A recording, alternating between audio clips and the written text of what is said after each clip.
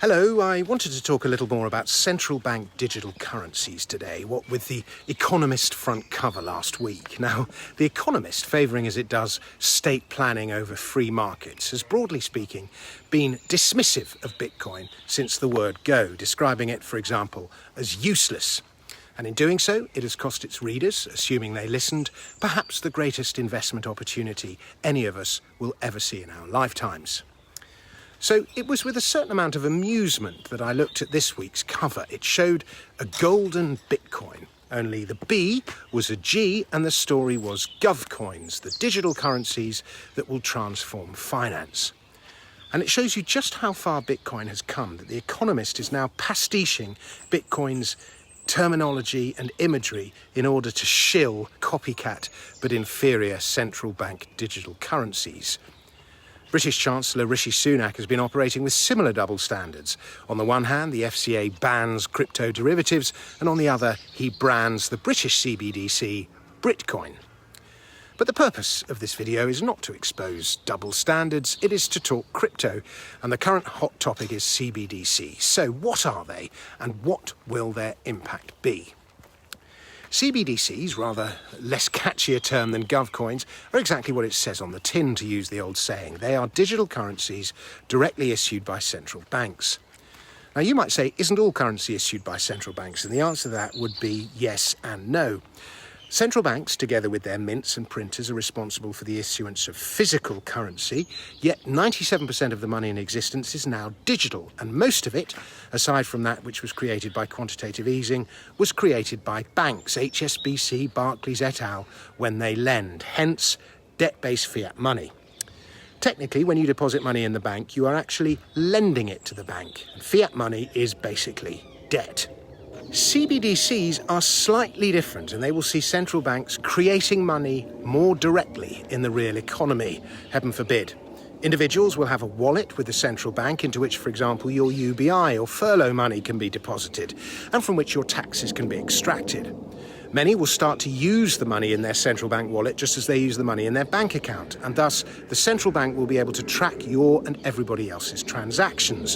And there are all sorts of moral implications to that, which we will come to in a moment. The biggest loser from CBDCs, apart from the individual and his privacy, will surely be banks. Many will gravitate from their bank account to the central bank account. That's assuming the tech works, of course, which is a big assumption, given government's track record with tech in the past. And if you need a recent example of awful government tech, look no further than the UK's track and trace.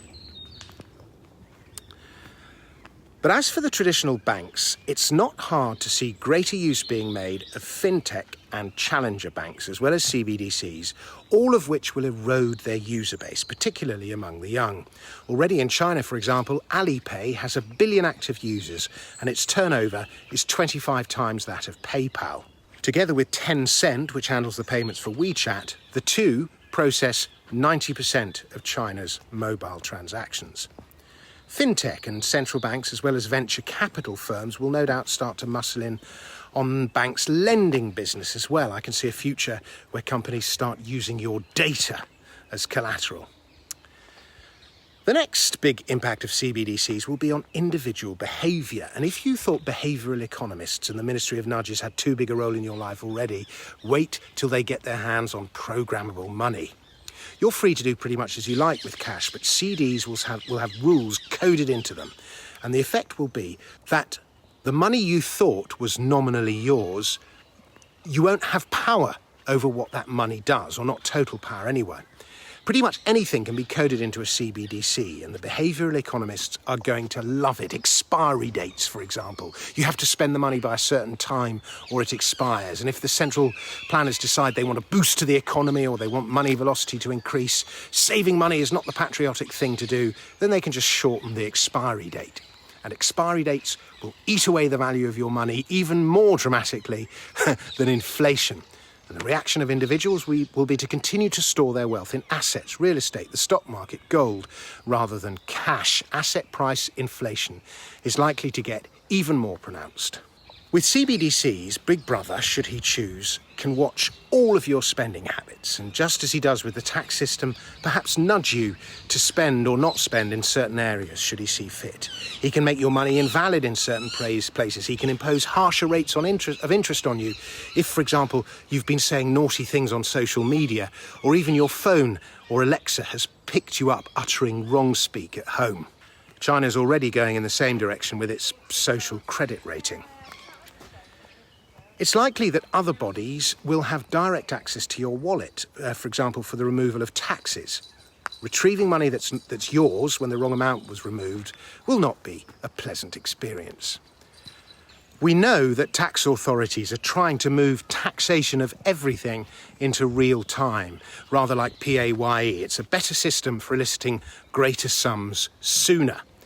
And if some of this is making you squirm, these are the dubious moral areas into which we are inevitably headed. And I say inevitably because the technology is now there. You cannot uninvent technology.